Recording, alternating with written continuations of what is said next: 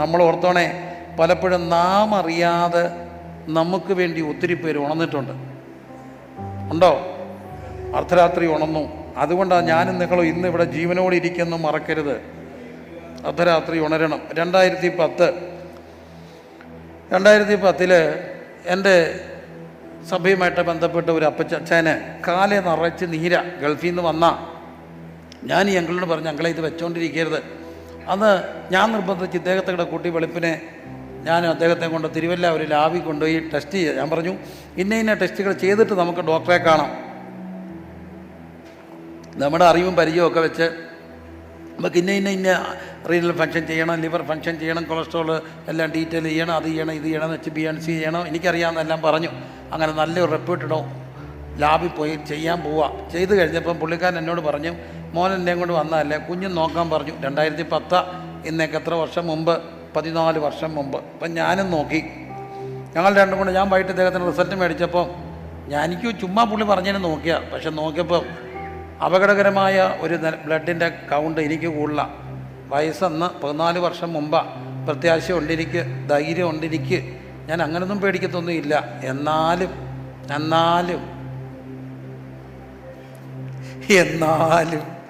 ഒരു പേടിയൊക്കെ ഉണ്ടാകത്തില്ലേ? കള്ളമാണോ? അല്ല.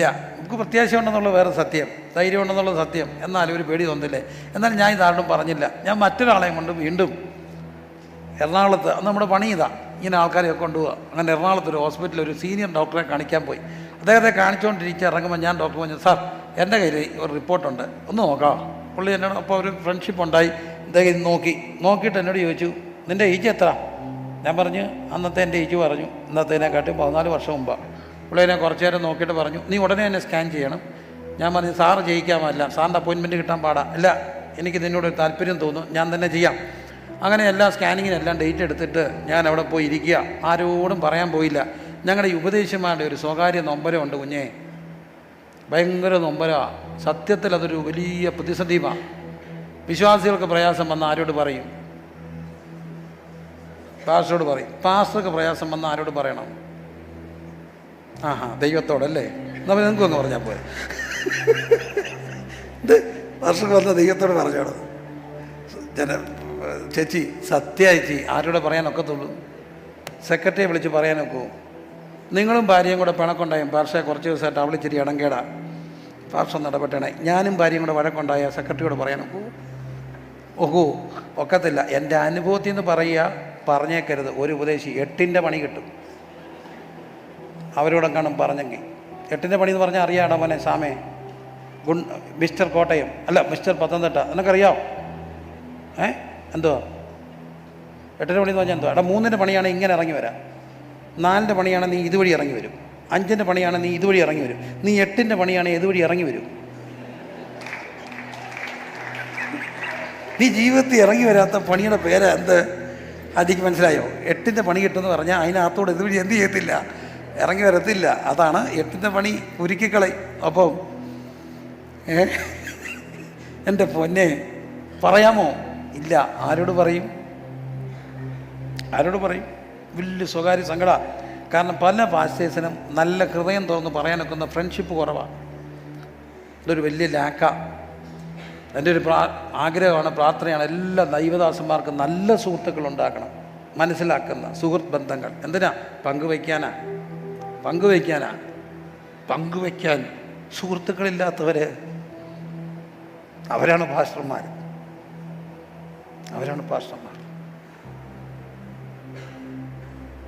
എനിക്കൊരു ബൈജു ഉണ്ടായിരുന്നു. അവൻ ഈഴവനായിരുന്നു, മരിച്ചുപോയി. അവൻ എൻ്റെ ഉപദേശി എന്ന നിലയിലും എൻ്റെ വീട്ടിൽ നിന്നും എൻ്റെ സഭയിൽ നിന്നും ഒക്കെ ഉണ്ടായിട്ടുള്ള എൻ്റെ മുറിവുകൾ പങ്കുവയ്ക്കാൻ ഞാൻ കോട്ടയത്ത് അവൻ്റെ അടുക്ക പോകുമായിരുന്നു.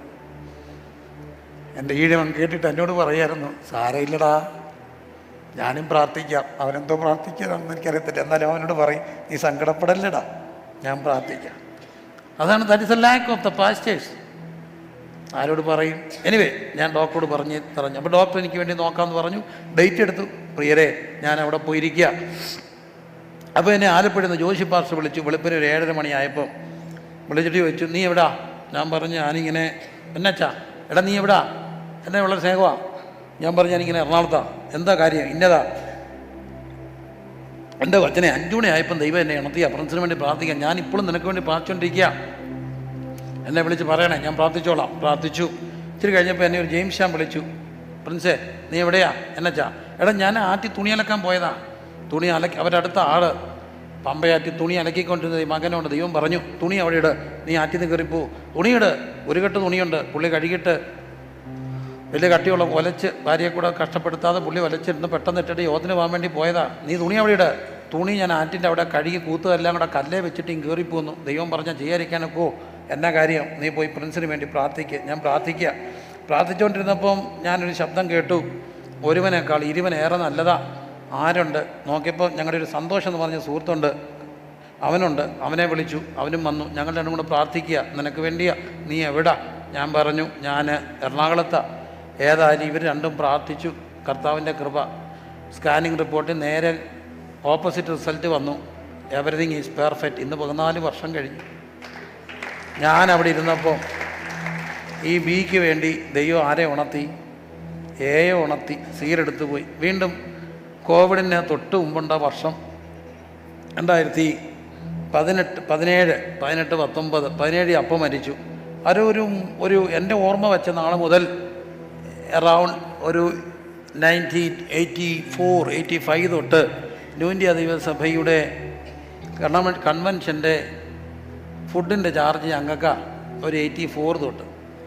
അപ്പോൾ അത് ഭയങ്കര സന്തോഷമായിട്ടാണ് ചെയ്യുന്നത്. വണ്ടി കണക്കിന് സാധനമെല്ലാം ഇവിടെ നിന്നെല്ലാം കളക്ട് ചെയ്ത് അവിടെ കൊണ്ടുവന്ന് ഇവിടുത്തെ ടീം പോയി അവിടെ നിന്ന് വെച്ച് നമുക്കൊരു രസമാണ്. ഇതൊരു ആഘോഷമാണ്, ഒരു സന്തോഷമാണ്. വർഷത്തിലൊരിക്കൽ ഒരു കഷ്ടപ്പാടാണെങ്കിലും നമ്മുടെ സഭയ്ക്ക് വേണ്ടിയല്ലേ. അപ്പോൾ അപ്പം മരിച്ചപ്പോൾ അവരെന്നോട് പറഞ്ഞു, അപ്പം മരിക്കുന്നതിന് മുമ്പ് ക്ഷീണമായപ്പം തൊട്ടേ ഞാൻ കൂടെ ഉണ്ടെങ്കിലും മരിച്ചു കഴിഞ്ഞപ്പോൾ ഒന്നുകൂടെ ചിന്തിച്ചില്ല, ഫുഡിൻ്റെ ചാർജ് ആർക്കാ? കുഞ്ഞോഞ്ചാനുണ്ടല്ലോ, കുഞ്ഞോഞ്ചാൻ്റെ പോയെങ്കിലും പ്രിൻസിനെ ഏൽപ്പിച്ചാൽ മതി. അപ്പം ഞാൻ പറഞ്ഞു, ഞാനങ്ങ് വേണോ? അപ്പോൾ തമ്പിച്ചാൻ പറഞ്ഞു, നീ പിന്നെ അല്ല പിന്നെ ആരാ? നീയാ. പുള്ളി പറഞ്ഞാൽ പിന്നെ നമുക്ക് തിരുവായിക്ക് എതിർവായി ഇല്ലല്ലോ. ശരി, എന്നാലും ഉള്ളിലൊരു വാശി. അപ്പൻ്റെ ചെയ്തുകൊണ്ടിരുന്ന കാര്യമാണ്, കുറയ്ക്കാൻ പാടില്ല. പ്രിയരെ, ഞാൻ നന്നായിട്ട് ചെയ്തു. ഇമ്മണിയൊന്നുമല്ല, നന്നായിട്ട് ചെയ്തു. 3 പോത്തിനെ വീട്ടിൽ കൊണ്ടുവന്ന് വെട്ടി. 3 പോത്തിനെ, ആന പോലുള്ള പോത്തിനെ ഞാൻ കാഞ്ഞിരപ്പള്ളി മുണ്ടക്കയത്തും ചന്തയിൽ നിന്ന് മേടിച്ചുകൊണ്ട് വന്ന് ഞങ്ങളുടെ വീടിനകത്ത് രാത്രി വെട്ടി നൂറക്കി അതിൻ്റെ വാരിയെടുത്ത് കപ്പ ബിരിയാണി വെച്ചു. അതിൻ്റെ ബോട്ടി എടുത്തിട്ട് ബോട്ടി ഫ്രൈ വെച്ചു. ബോട്ടി അറിയാമോ? അന്നേക്കറിയാം ബോട്ടി? അറിയത്തില്ലടി മോളെ. ബോട്ടി എന്ന് പറഞ്ഞൊരു സാധനമുണ്ട്, പോട്ടി എന്ന് വിളിക്കും. അതുകൊണ്ട് ആറ്റിക്കൊണ്ട് കഴുകി വൃത്തിയാക്കി നല്ല മഞ്ഞളൊക്കെ ഇട്ട് വറുത്ത് കൊടുത്തു. ബോട്ടി ഫ്രൈ. പിന്നെ ഇറച്ചി 3 പോത്തിനെ വെട്ടി കഴിപ്പിച്ചു. എല്ലാം കഴിഞ്ഞു. ഞാൻ തിരിച്ചു വന്നപ്പോൾ എൻ്റെ കാലിലൊക്കെ ഒരു എന്തൊക്കെയോ ഒരു പ്രയാസം. ഞാനൊരു ഡോക്ടറെ കാണാൻ കയറി. ഡോക്ടറെല്ലാം നോക്കിയിട്ട് ടെസ്റ്റ് ഇമ്മീഡിയറ്റ് എല്ലാം ചെയ്യിച്ചിട്ട് എന്നോടൊന്ന് പറഞ്ഞു, എല്ലാം നോക്കിയിട്ട് എന്നോട് പറഞ്ഞു, 6 വർഷം കൊണ്ട് നീ ചത്തുപോകും. എന്നോട് അങ്ങ് ചുമ്മാ പറയുക, നീ 6 വർഷം കൊണ്ട് ചത്തുപോകും. നീ കേട്ടല്ലോ? മനസ്സിലായോ? നിനക്ക് മനസ്സിലായോ? പാർസല്ലേ, പ്രിൻസേ, മനസ്സിലായോ? 6 വർഷം കൊണ്ട് നീ ചത്തുപോകും. മനസ്സിലായി. പക്ഷേ നിന്നെ ഞാനൊരു 30 വർഷം ജീവിപ്പിക്കാം. With a condition. ഇറച്ചി തിന്നരുത്, മീൻ തിന്നരുത്, മുട്ട തിന്നരുത്, പയറ് തിന്നരുത്. പിന്നെന്തോ കഴിക്കണം? കോവയ്ക്ക, വഴുതനങ്ങ, വെണ്ടയ്ക്ക, കുറേ ലിസ്റ്റ് പറഞ്ഞു. എല്ലാം കേട്ടു. ശരി, 2 ആഴ്ച കഴിഞ്ഞ് റിപ്പീറ്റ് ചെയ്യണം. ഓക്കെ, ശരി. ഞാൻ എൻ്റെ ജീപ്പിൽ, എന്നാലും എൻ്റെ ജീപ്പുണ്ട്. ഞാൻ എൻ്റെ ജീപ്പിൽ ആ ഹോസ്പിറ്റലിൽ അവിടെ നിന്ന് ഇറങ്ങി ഒരു കണ്ടത്തിൻ്റെ വരമ്പത്ത് പോയി അവിടെ കിടന്നു. എന്നിട്ട് ഞാൻ കർത്താവപ്പച്ചോട് പറഞ്ഞു, കർത്താവപ്പച്ച, എല്ലാ കാര്യത്തിനും ഒരു മാന്യതയും ന്യായവും ഒക്കെ വേണ്ടേ? നീതി എന്നൊക്കെ പറഞ്ഞൊരു നീതി വേണ്ടേ? 3 പോത്തിനെ വെട്ടി തീറ്റിച്ചവനാണ് ഞാൻ. എന്നിട്ട് ഇങ്ങോട്ട് മാറിയോളൂ. ഇനി ഇതിൻ്റെ കടം വീട്ടണം. ഞാൻ 1 വർഷം കൺവെൻഷൻ പ്രസംഗിക്കണം. നല്ലൊരു പോത്തിന് 1 ലക്ഷം രൂപ ആവും. ഇത് വീഴ്ക്കണം. എനിക്കിനി ഒരു വർഷം എടുക്കും. എന്നോടാ പറഞ്ഞ പോത്തിനെ തിന്നാം. എനിക്ക് തിന്നണം, കഴിക്കണ്ട. ഞാൻ വെജിറ്റേറിയൻ ആയിക്കോളാം സ്വയം. പക്ഷെ ഡോക്ടർ പറഞ്ഞിട്ട് ഒക്കത്തില്ല. അനീതിയല്ലേ ദൈവമേ? അനീതി അല്ല. നിങ്ങൾ പറ, നീതിയാണോ? നിങ്ങൾ പറ, അത് നീതിയാണോ? ഞാൻ ദൈവത്തോട് ചോദിച്ചു, നീതിയാണോ? എന്നിട്ട് ഞാൻ പോയി. 2 ആഴ്ച കഴിഞ്ഞ് റിപ്പീറ്റ് ചെയ്യണം. ഡേറ്റ് എടുക്കും തോറും ഒരു സങ്കടം. 6 വർഷം കൊണ്ട് ചത്തുപോകും. ആരോടും പറഞ്ഞില്ല. ടെസ്റ്റിന് പോകാൻ ചെല്ലേണ്ട ദിവസം ഞാൻ രാവിലെ സങ്കടപ്പെട്ട കിടന്നേ. പക്ഷെ നമ്മുടെ സങ്കടം ആരും പറയരുത്. നമ്മളെല്ലാം ഫേക്കാ. ധൈര്യമായിട്ട് സ്തോത്രം, ഗ്ലോറി, ധൈര്യം എന്നൊക്കെ പറഞ്ഞാലും നമ്മുടെ അകത്തൊരു പിടുത്തമില്ലേ? എത്തത്തില്ലേ? 6 വർഷം കൊണ്ട് അപ്പം ഞാനിങ്ങനെ കിടന്നപ്പോൾ വെളുപ്പിനെ 4 മണിയായപ്പോൾ ഞാൻ ഒരു സ്വപ്നം കണ്ടു. ഇവൻ whether it is A dream or A vision or A reality എനിക്കിപ്പോഴും അറിയില്ല. ബോംബെയിൽ ഒരു അച്ഛനുണ്ട്. ആ അപ്പച്ചൻ കല്യാണമൊന്നും കഴിച്ചിട്ടില്ല, താടിയുണ്ട്. ഒരു പരമസാധുവായ ഭക്തനായ ഒരു അപ്പച്ചനാണ്. ഏക ശുശ്രൂഷ, ഒരു കൊച്ചു ടെൻറ്റ് താമസിച്ച് രോഗികൾക്ക് വേണ്ടി പ്രാർത്ഥിക്കുക. ഒന്ന് ഫോൺ വരും, ആർക്കും അറിയത്തില്ല. പക്ഷേ ഭയങ്കര ഒരു പരമഭക്തനായ ഒരു സാധുവായ, വിവാഹം കഴിക്കാത്ത ഒരു കത്തോലിക്ക ബാക്കിട്ട് തന്ന ഒരു അപ്പച്ചൻ ഒരിക്കൽ എന്നെ കണ്ടപ്പോൾ പറഞ്ഞു, എനിക്ക് നിന്നെ ഭയങ്കര ഇഷ്ടമാണ്. നിനക്ക് എന്നെ അറിയത്തില്ല, എനിക്ക് നിന്നെ അറിയത്തില്ലെങ്കിലും ഇത്ര വർഷമായിട്ട് ഞാൻ നിനക്ക് വേണ്ടി ദൈവം പറഞ്ഞിട്ട് എന്നും പ്രാർത്ഥിക്കുന്നുണ്ടെന്ന് പറഞ്ഞു. വല്ലപ്പോഴും ഒക്കെ വിളിക്കും. അപ്പം ഞാനൊരു സ്വപ്നം കാണുകയാണ്. തങ്കച്ചാൻ എൻ്റെ അടുക്ക വന്നിരിക്കുന്നു. എന്നിട്ട് ഒരു സ്റ്റൂളിട്ട് എൻ്റെ കത്തിട്ട് അടിക്കത്തിരുന്നു. എന്നിട്ട് എന്നെ ഇങ്ങനെ തൊടുക. ഉച്ച മുതലുള്ളംകാല് വരെ തൂത്തിട്ട് പറഞ്ഞു, എൻ്റെ മോനൊന്നും പറ്റത്തില്ലടാ, അപ്പച്ചനിവിടെ ഉണ്ട്, നീ ധൈര്യമായിട്ടിരിക്കടാ. സ്വപ്നം പോയി. പിന്നെ ഉറങ്ങി, എഴുന്നേറ്റു, പോയി. ഞാൻ ഹോസ്പിറ്റലിൽ ചെന്നിട്ട് അവിടെ നിന്നോട് തങ്കച്ചാനെ വിളിച്ചു. അച്ചായോ, പ്രിൻസാ റാന്നിന്ന ആണോ?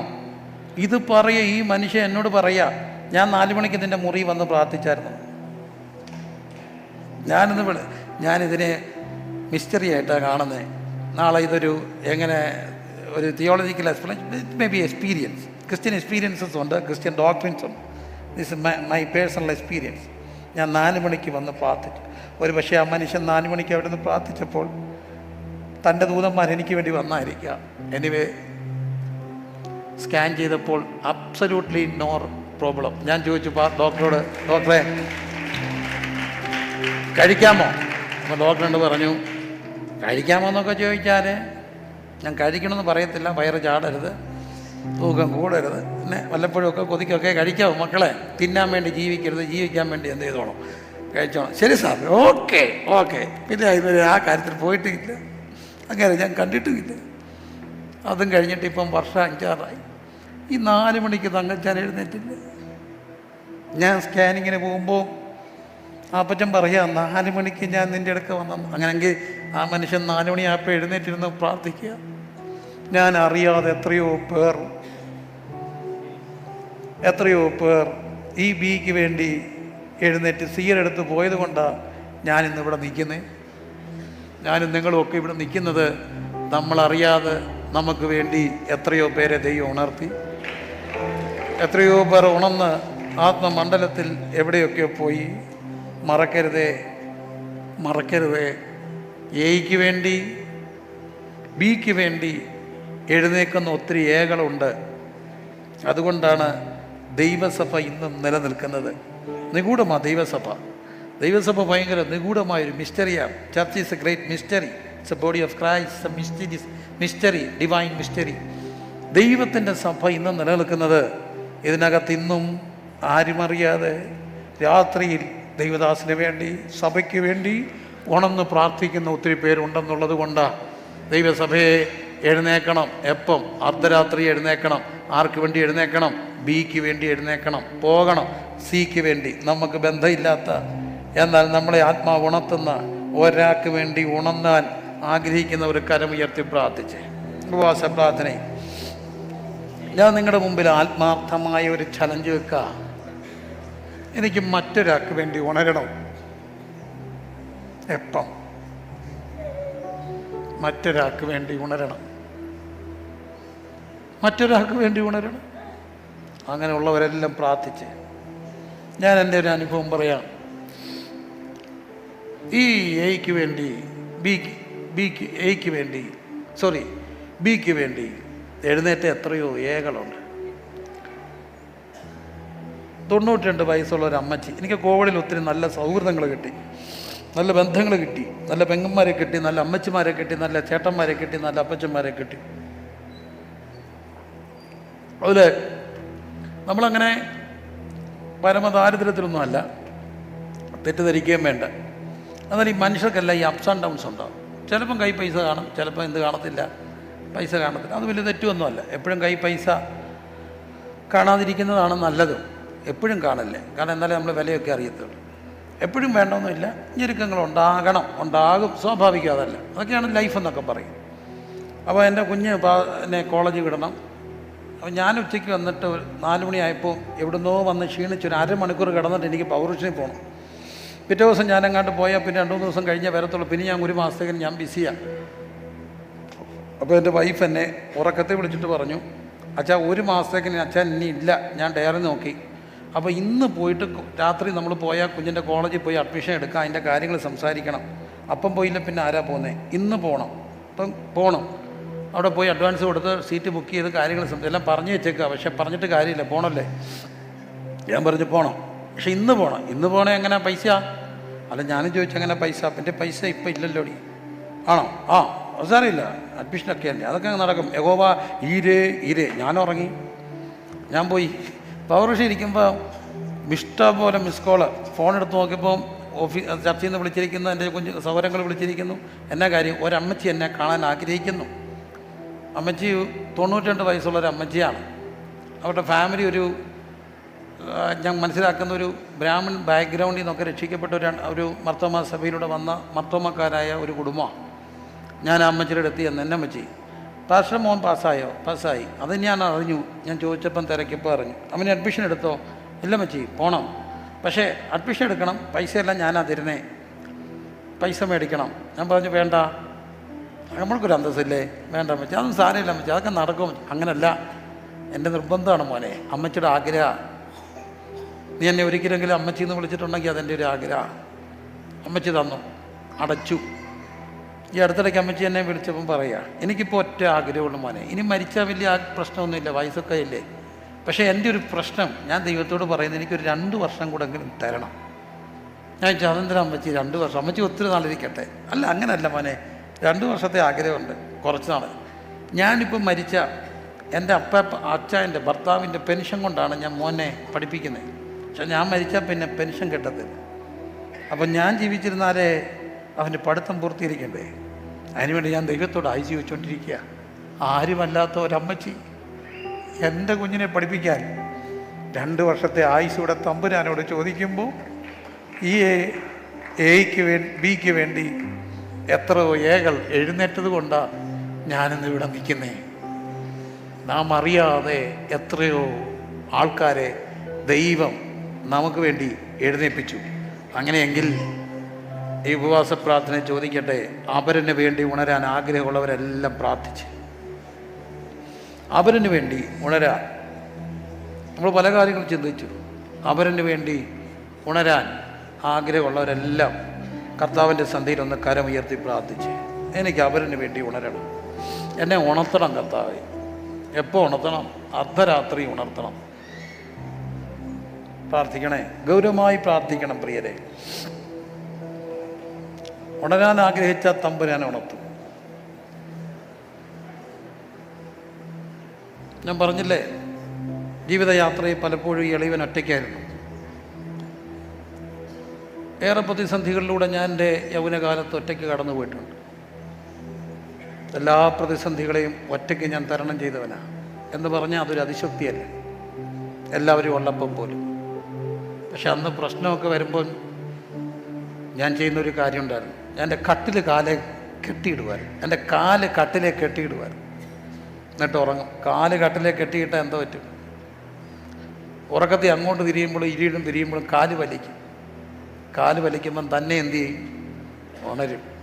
അങ്ങനെ പ്രതിസന്ധികളിൽ, പ്രശ്നങ്ങളിൽ അഭിമുഖിച്ച പലതിലും ഒറ്റയ്ക്കുണന്നും കരഞ്ഞും നിലവിളിച്ചും ഒക്കെ ഇവിടം വരുമ്പോൾ അടുത്ത ദിവസങ്ങളിൽ ഞാൻ കേട്ടിട്ടുണ്ട്, ആ സമയത്ത് നിനക്ക് വേണ്ടി ഞാൻ ഉണർന്നായിരുന്നു പറഞ്ഞ എത്രയോ അമ്മമാരുടെ സാക്ഷ്യങ്ങൾ, എത്രയോ അപ്പച്ചന്മാരുടെ വേദനകൾ.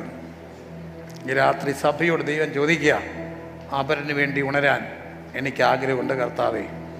എൻ്റെ കുഞ്ഞിന് വേണ്ടി മാത്രമല്ല, അവരെൻ്റെ കുഞ്ഞിന് വേണ്ടി ഉണരാൻ കർത്താവേ, കർത്തൃദാസന്മാർക്ക് വേണ്ടി ഉണരാൻ, ഭാരതത്തിന് വേണ്ടി ഉണരാൻ, രാത്രിയിൽ എന്നെ എഴുന്നേൽപ്പിക്കണമേ എന്ന് ആഗ്രഹിക്കുന്നവർ ഈ രാത്രി പ്രാർത്ഥിക്കാൻ തയ്യാറായിക്കുക.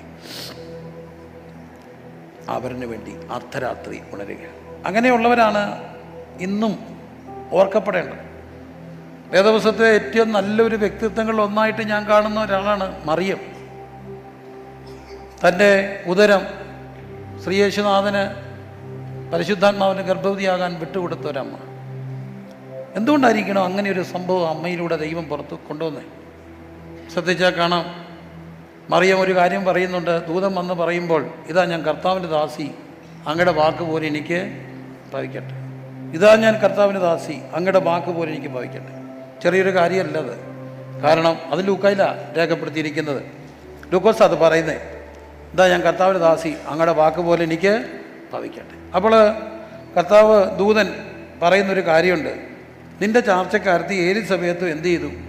ഗർഭം ധരിച്ചു. മച്ചി എന്ന് പറഞ്ഞവൾക്ക് ഇത് 6-ാം മാസം.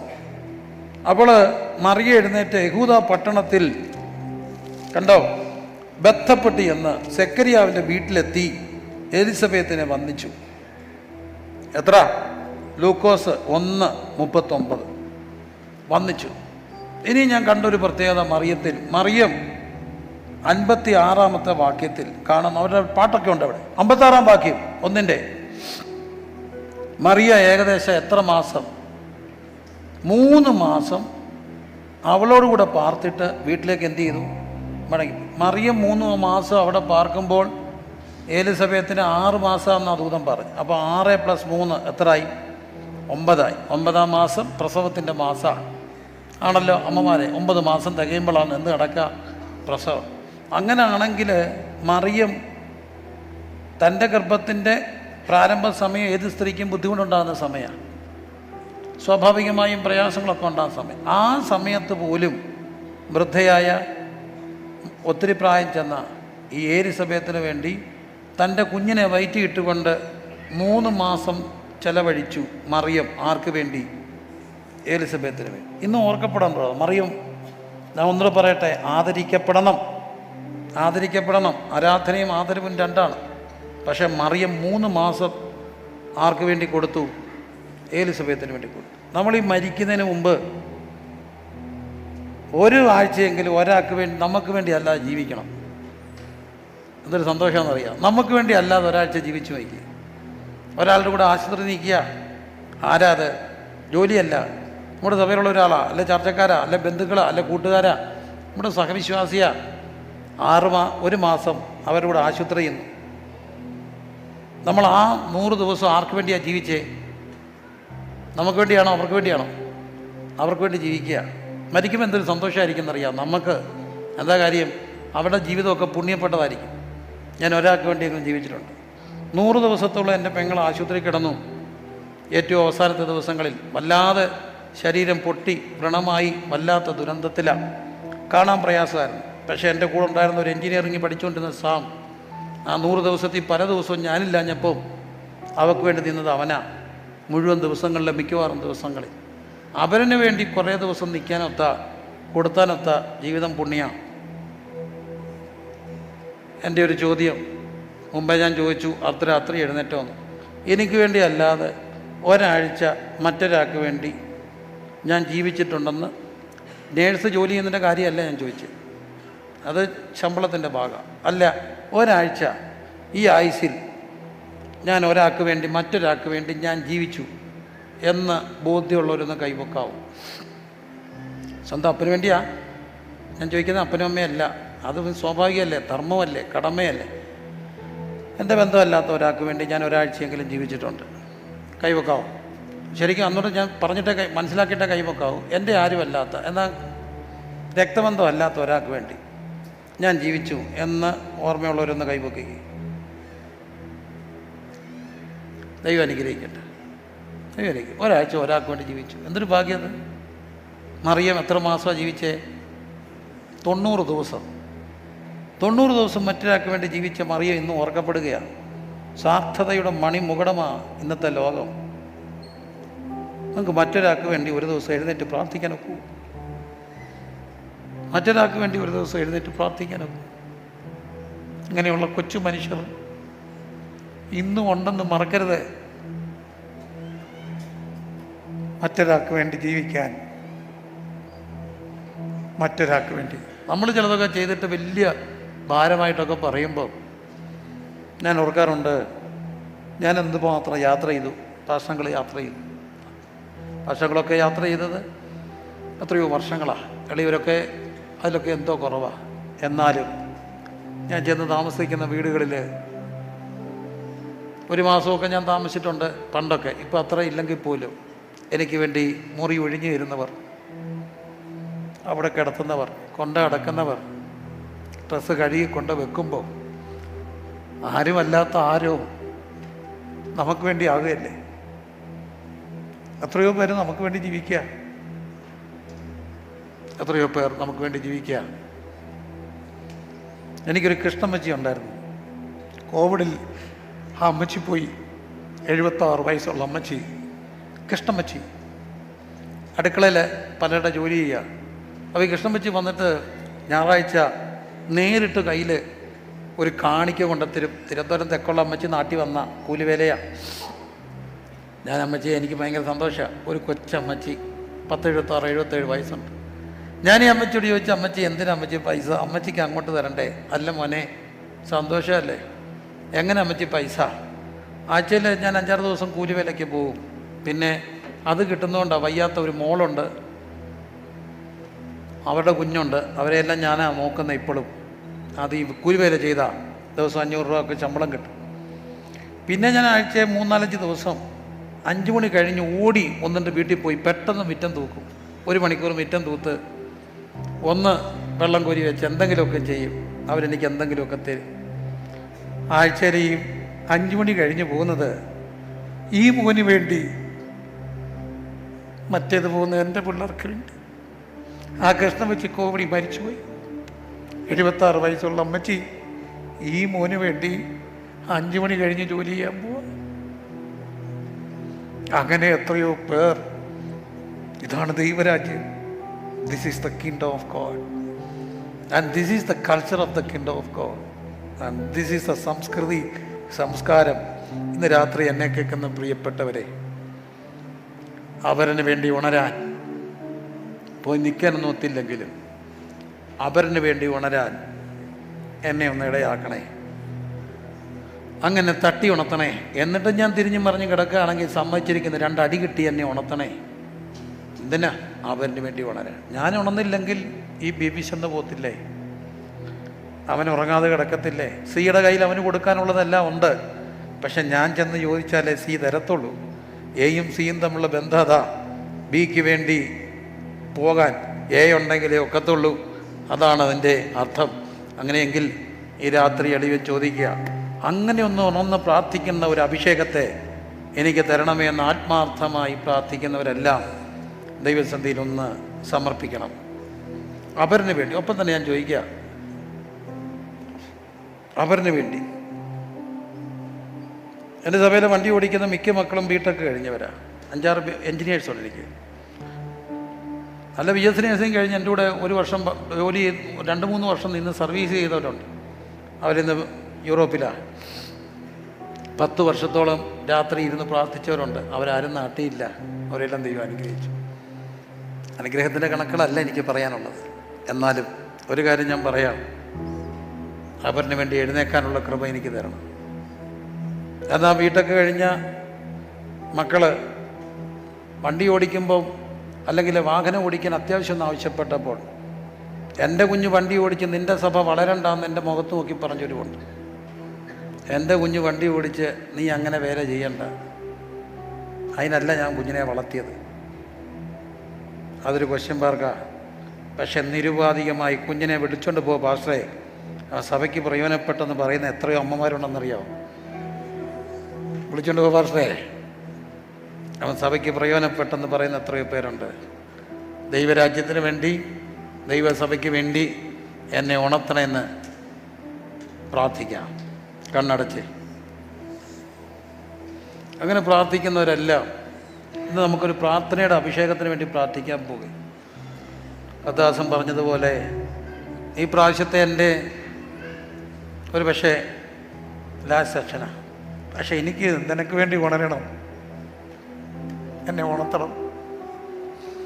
ആത്മീയത എന്ന് പറയുന്നത് ഒരു കണ്ടൻമെൻറ്റ് ലൈഫാണെങ്കിലും അതിനകത്തൊരു ഡിസ്കണ്ടൻമെൻ്റ് ഉണ്ട്.